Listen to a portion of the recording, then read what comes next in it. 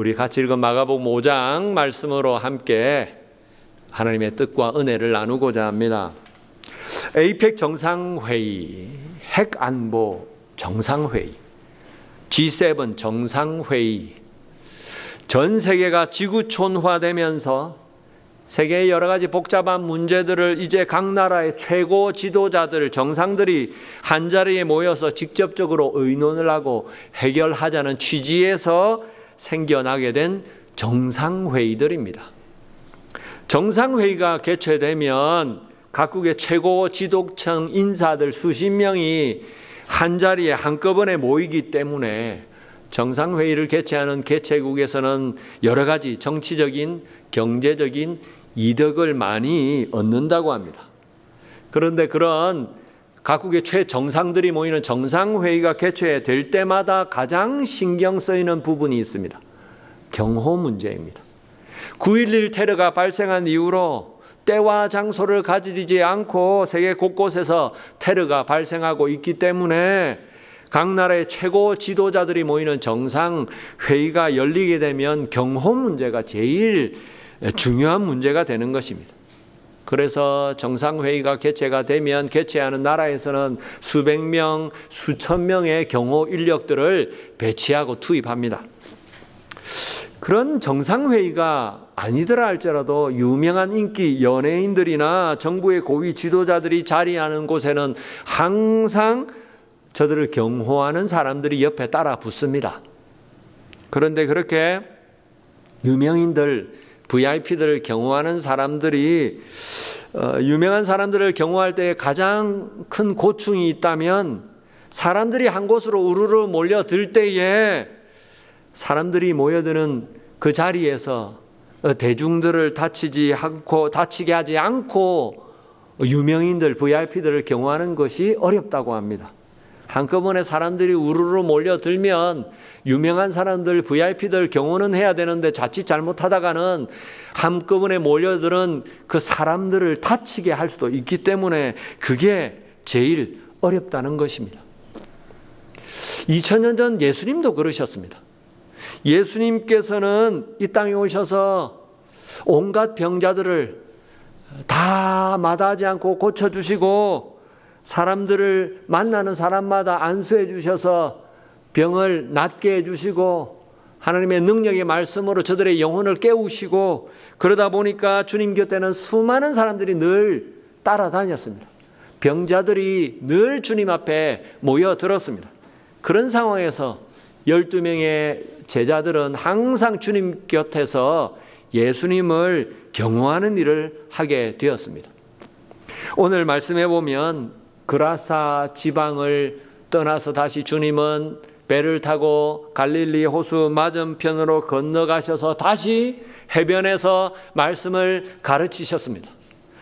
그런데 그 지역의 유지였던 회당장 야이로란 사람이 주님 앞에 찾아와서 자신의 병든 딸을 좀 고쳐달라고 부탁한 것입니다.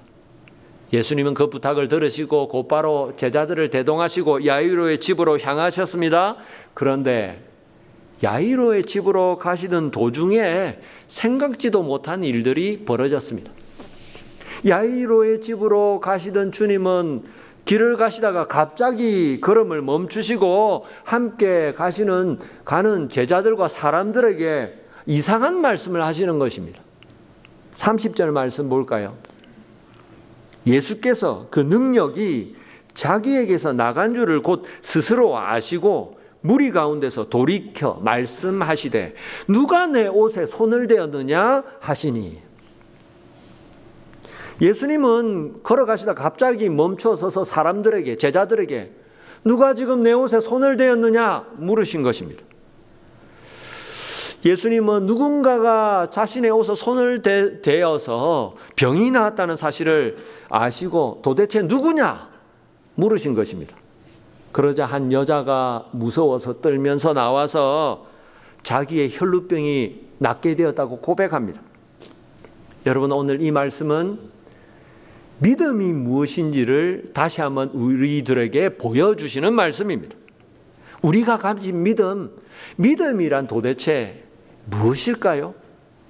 오늘 말씀해 보니까 첫째로 믿음은 하나님께서 일하시고 역사하시는 통로라고 말씀하십니다. 혈루병이 나왔던 이 여자는 아무도 모르게 조용히 군중 속에서 예수님께 다가가서 예수님의 옷을 만졌습니다. 그런데 예수님은 그걸 느끼시고 누가 내 옷에 손을 댔느냐, 누가 내 옷을 만졌느냐 갑자기 물으신 것입니다. 그 말씀을 듣고는 주위에 있는 제자들은 불평스러운 투로 예수님께 대답했습니다. 31절 볼까요? 제자들이 여짜오되 무리가 애워서 미는 것을 보시며 누가 내게 손을 대었느냐 물으시나이까 하되. 이게 무슨 말입니까?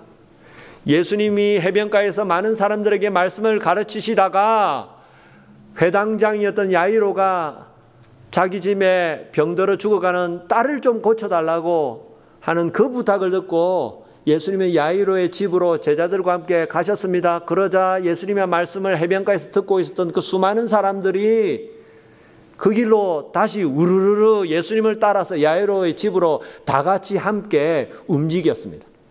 그렇게 많은 사람들이 야이로의 집으로 예수님을 따라 우르르 함께 움직이니까 이리저리 밀리고 쓸려서 예수님의 옷가를 스쳐 지나가는 사람들이 많았습니다. 그런데 그런 상황 가운데서 예수님이 길을 가시다 갑자기 멈춰서고 누가 내 옷에 손을 댔느냐 물으시니까 제자들은 오히려 투덜투덜거리면서 예수님께 되물은 것입니다. 예수님이 이렇게 많은 사람들 함께 휩쓸려서 가고 있는데 서로 이리저리 밀치고 당기고 하고 있는데 갑자기 멈춰서서 누가 내 옷에 손을 대었느냐 물으시면 도대체 뭐라고 대답해야 됩니까? 예수님의 옷에 손을 댄 사람들, 옷깃을 스치는 사람들이 이렇게 많은데 도대체 누가 옷에 손을 대느냐 뭐라고 대답해야 됩니까? 그렇게 되물은 것입니다. 여러분 상식적으로 제자들의 말이 맞습니다. 수많은 사람들이 예수님을 따라서 함께 야이로의 집으로 가고 있는데 서로 이리저리 휩쓸리면서 예수님의 옷에 스치고 예수님과 함께 이리저리 쓸린 사람들이 많이 있었습니다. 여러분 그런데 그 수많은 사람들 중에 그 여자가 예수님의 옷가를 만지신 것을 예수님은 느끼셨습니다. 어떻게 예수님은 그 많은 자신과 함께 옷이 스쳐 지나가는 사람들 중에서 그 여자가 자신의 옷을 만진 것을 그렇게 느끼시고 말씀하신 것입니까? 오늘 말씀대로 그 여자가 옷을 만지자 병을 고치는 능력이 자기에게서 나가신 것을 예수님은 영적으로 느끼셨기 때문입니다. 여러분 어떻게 유독 그 여자가 자신의 옷을 만지신 것을 그리고 자신의 치유하시는 능력이 나간 것을 예수님은 아셨을까요? 어떻게 수많은 사람들이 예수님의 옷을 만지고 스쳐 지나갔는데 유독 그 여자가 예수님의 옷을 만지니까 예수님의 치료하시는 능력이 나가게 된 것일까요? 그 여자는 다른 사람들과는 다른 마음으로 예수님의 옷을 만졌기 때문입니다. 야이로의 집으로 함께 수많은 사람들이 걸어가면서 많은 사람들이 이리저리 휩쓸리면서 아무 생각 없이 그렇게 예수님의 옷자락을 스치고 예수님과 함께 이렇게 휩쓸려서 가고 있었습니다. 하지만 그 여자만은 믿음으로 예수님의 옷가를 만졌던 것입니다. 28절 볼까요? 이는 내가 그의 옷에만 손을 대어도 구원을 받으리라 생각함일러라. 수많은 사람들이 예수님의 옷가를 스쳐 지나갔습니다. 하지만 그 여자만은 믿음으로 예수님의 옷을 만졌던 것입니다. 그냥 그렇게 복잡해서 그냥 걸어가다가 그렇게 예수님 옷을 만지고 스쳐 지나간 것이 아니라 믿음으로 내가 이 예수님의 옷만 만져도 내가 나을 것 같다. 그는 믿는 마음으로 예수님 앞에 살며시 다가가서 조용히 믿음으로 주님의 옷자락을 만졌던 것입니다. 그렇게 믿음으로 주님의 옷자락을 만지니까 하나님께서는 그 믿음을 보시고 그 믿음 가운데 역사하셔서 그 여자를 그 자리에서 고쳐주셨던 것입니다. 그래서 주님은 자신의 그 치료하는 능력이 나간 것을 아시고는 갑자기 길을 가다가 수많은 사람들을 향해서, 제자들을 향해서 도대체 누가 내 옷에 손을 대었느냐 물으신 것입니다. 그런 물음을 듣고 그 여자는 무서워하면서 예수님 앞에 솔직하게 있는 그대로 자기에게 이러한 일을 고백했습니다. 33절 볼까요? 여자가 자기에게 이루어진 일을 알고 두려워하여 떨며 와서 그 앞에 엎드려 모든 사실을 여쭈니. 예수님은 여자의 고백을 들으시고 꾸지람하지 않으시고 선언하십니다. 34절 말씀. 예수께서 이르시되 딸아 너의 믿음이 너를 구원하였으니 평안히 가라. 너의 병에서 놓여 건강할지어다. 여러분, 아마도 제자들은 예수님께서 그 여자를 꾸지람하실 것이라고 생각했을 것입니다. 하지만 주님은 그 여자를 책망하지 않으셨습니다. 오히려 너의 믿음 때문에 네 병이 나았다, 그렇게 수많은 사람들 앞에 선언해 주셨습니다. 여러분, 믿음이 무엇입니까? 하나님께서 역사하시는 통로입니다. 하나님은 믿음을 통해서 역사하시고 일하십니다. 어떤 믿음입니까? 눈에 보이지 않지만 하나님은 살아계시고, 그 하나님은 살아계셔서 전지전능하셔서 우리가 믿음으로 나갈 때에 우리를 도와주시고 고쳐주시고 인도하신다는 그 믿음, 그 믿음이 있을 때에 하나님은 그 믿음을 보시고 그 믿음을 통해서 역사하시는 것입니다. 구약 성경에 보면 다윗과 골리앗 이야기가 나옵니다. 다윗과 골리앗, 어린 소년 다윗이 거인 골리앗을, 물맷돌 하나를 던져서 쓰러뜨리는 이야기, 유명한 이야기 중에 하나입니다. 어느 날 블레셋 군대가 이스라엘을 쳐들어왔습니다. 그리고 블레셋 사람들은 거인이었던 골리앗을 앞세워서 이스라엘 군인들의 사기를 꺾어놓고 있었습니다. 누구든지 나와서 나라 한번 겨루자, 나를 이길 수 있다면 우리가 너에게 승복하겠다. 이스라엘 군인들 중에 아무도 두려워서 골리앗 앞에 나가는 사람이 없었습니다. 그런데 하필 그때에 아버지의 심부름을 받아서 전쟁터에 나간 형들에게 뭔가를 갖다 주려고 전장에 나갔던 어린 소년 다윗, 하나님을 모욕하고 욕하는 거인 골리앗을 보고 화가 나서 믿음으로 골리앗을 대적하러 나갑니다. 갑옷을 온몸에 두르고 보통 사람들의 힘으로는 들 수조차 없는 창을 들고 나온 거인 골리앗을 향해서 그를 대적하려고 나가는 어린 소년 다윗, 그리고 그는 자기 손에 들려있는 물맷돌을 던져서 거인 골리앗을 단숨에 쓰러뜨려 버렸습니다. 어떻게 쓰러뜨릴 수 있었습니까? 하나님이 도와주셨기 때문입니다. 하나님이 거인 골리앗을 쓰러뜨려 주셨기 때문입니다.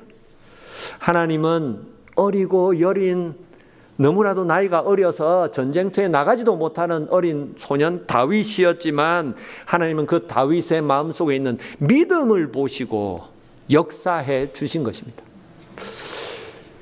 하나님이 함께 하시면 아무리 거대하고 장대한 골리앗도 쓰러뜨릴 수 있다.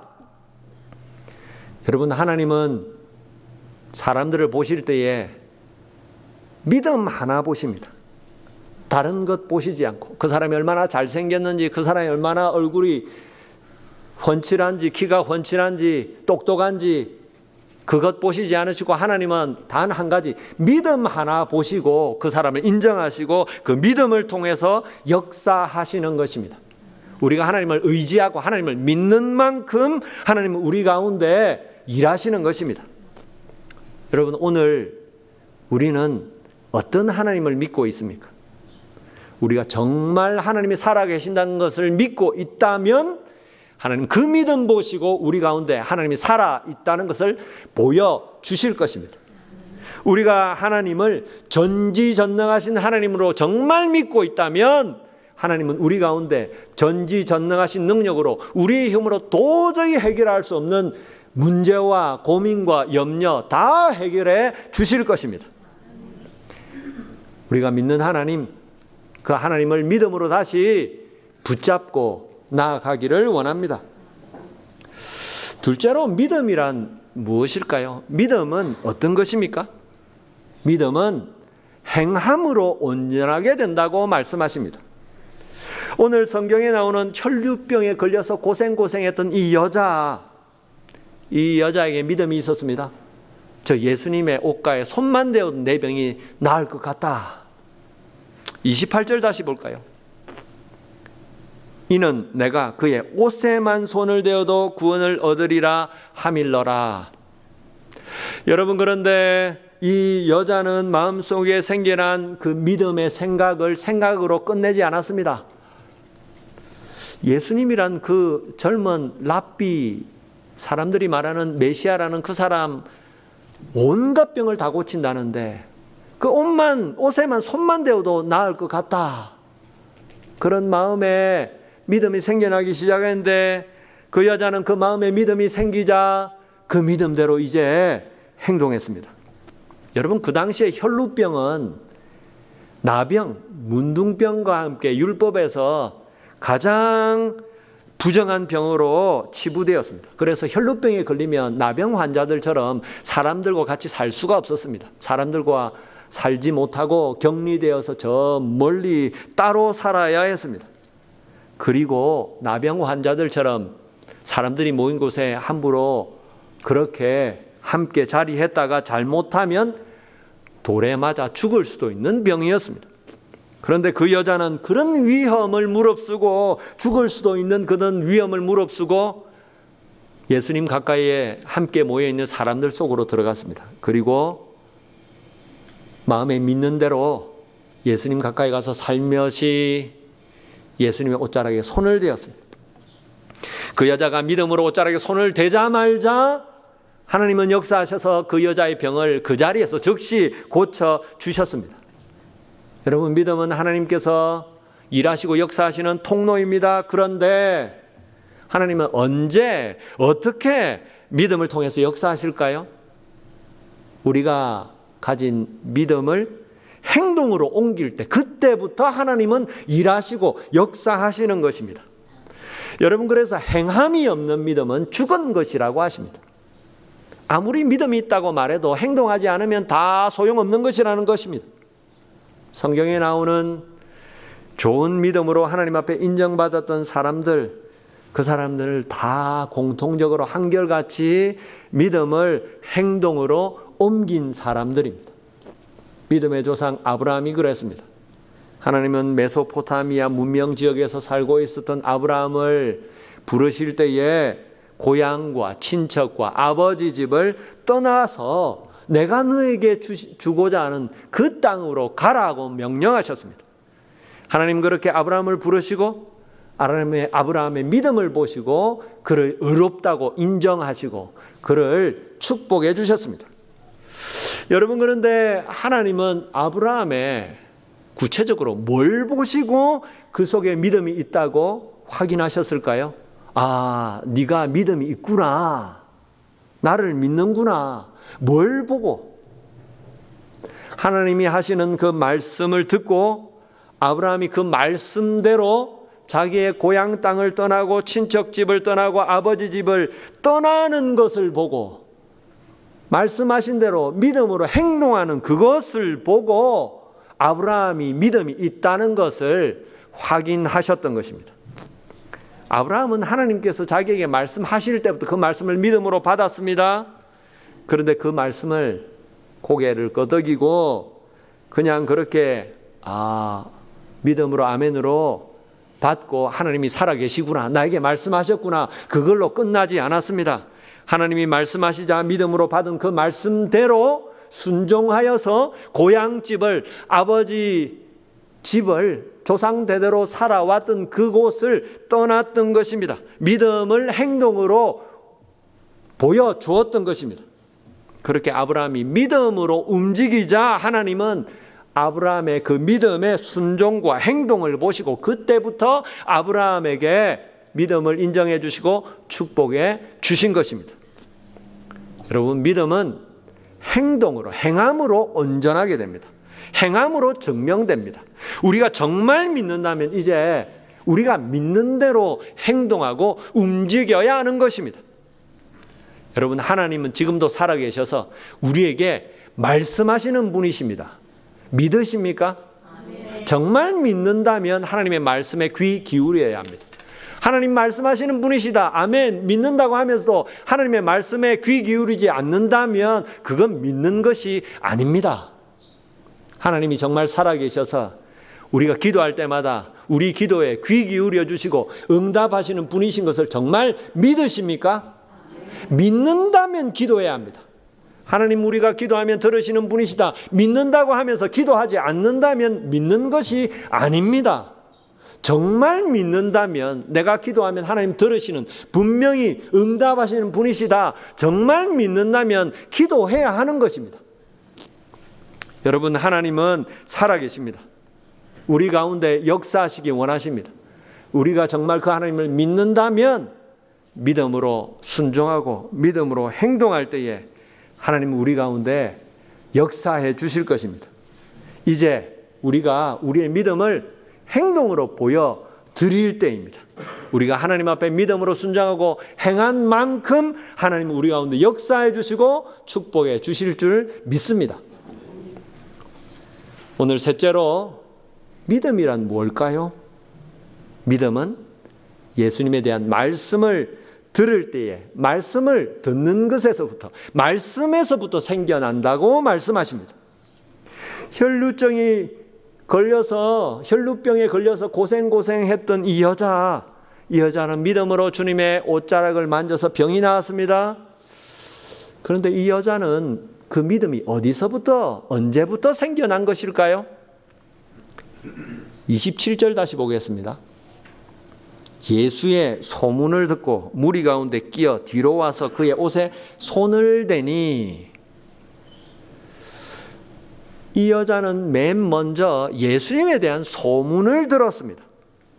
예수님께서 능력 있는 말씀으로 천국 복음을 증거하시고 권세와 능력으로 온갖 병들을 다 고쳐주시고 온갖 귀신들을 다 내쫓아 주셨습니다. 그러자 예수님에 대한 소문이 온 이스라엘 사람들 가운데 퍼져나갔습니다. 이 여자도 그렇게 퍼진 예수님에 대한 소문을 어디에서 들었는지는 모르지만 어디에선가 예수님에 대한 이야기, 예수님의 소문을 들었을 것입니다. 그리고 그렇게 예수님에 대한 소문을 듣자 그 마음에 믿음이 싹트기 시작했습니다. 나사렛에서 온 이제가 30이 넘은 젊은 랍비라는 사람이 있는데, 예수라는 사람이 있는데, 그 사람이 전하는 말씀은 보통 사람들하고는 완전히 다른 말씀이더라. 그 사람은 말씀만 잘 전할 뿐만 아니라 능력도 있어서 온갖 병들을 다 고쳐주고 귀신들도 뭐 그냥 그 사람 앞에만 가면 벌벌 떨더라.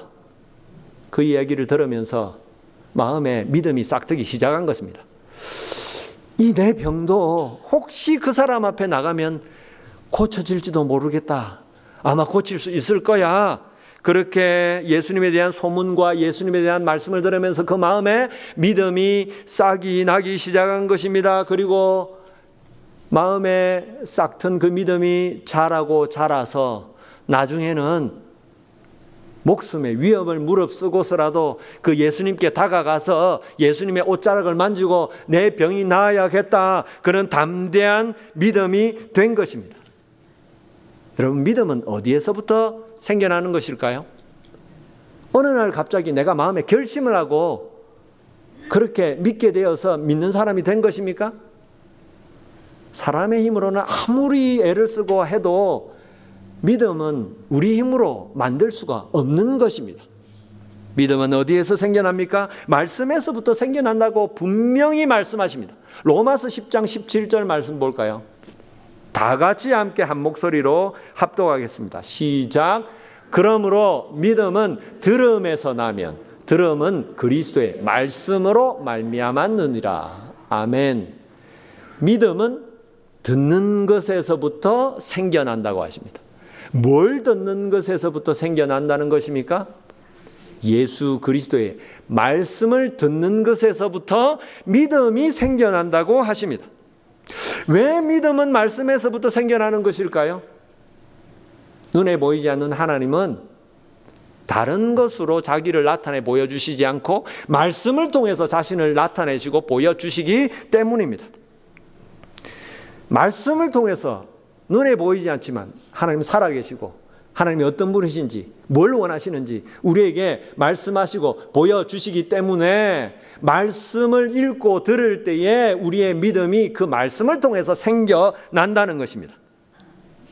여러분, 하나님의 말씀은 살아있는 말씀, 능력 있는 말씀, 우리의 심령을 변화시키는 말씀이라고 분명히 말씀하십니다. 왜냐하면 하나님이 전지전능하시기 때문에 하나님의 말씀도 전지전능하신 능력의 말씀이 되기 때문입니다. 여러분, 그래서 우리가 하나님의 말씀을 들을 때에 그 말씀을 통해서 우리 속에 하나님은 믿음을 일으켜 주시고 그 믿음을 통해서 하나님이 역사해 주시는 것입니다. 여러분, 오늘 저와 여러분, 우리의 믿음은 어느 정도 수준일까요? 정말 온전한 믿음, 하나님이 역사하시는 믿음, 하나님이 인정해 주시는 성숙한 그런 믿음으로 우리가 다시 서기를 원합니다. 그래서 우리가 다시 말씀 앞으로 나가기 원합니다. 말씀을 듣고 말씀을 읽고 말씀을 묵상하고 말씀을 가까이 할 때에 하나님은 분명히 말씀을 통해서 우리의 믿음을 일으켜 세워 주실 것입니다. 말씀을 맺겠습니다. 하나님은 전지전능하신 살아계신 분이십니다. 이 세상 사람들이 하나님을 인정하든 인정하지 않든, 하나님을 믿든지 믿지 않든지 하나님은 온 세상을 말씀으로 창조하시고 지금도 전능하신 능력으로 붙들고 계시고 지금도 살아 역사하시는 분이십니다. 그 하나님께서 일하시는 통로, 믿음으로 일하고 계십니다. 그래서 우리가 믿음으로 생각하고 믿음으로 순종하고 믿음으로 행동할 때에 전지전능하신 우리 가운데에 역사해 주십니다. 우리의 삶에 관여해 주십니다. 여러분, 이제 우리의 믿음을 행동으로 하나님께 보여드릴 때입니다. 우리가 믿음을 행동하고 순종으로 하나님 앞에 보여드릴 때에 하나님 우리의 모든 고민과 문제와 온갖 어려움을 다 해결해 주실 줄 믿습니다. 오늘도 그런 믿음으로 이 땅을 정말 믿음으로 살아가는 저와 여러분 되기를 축원합니다.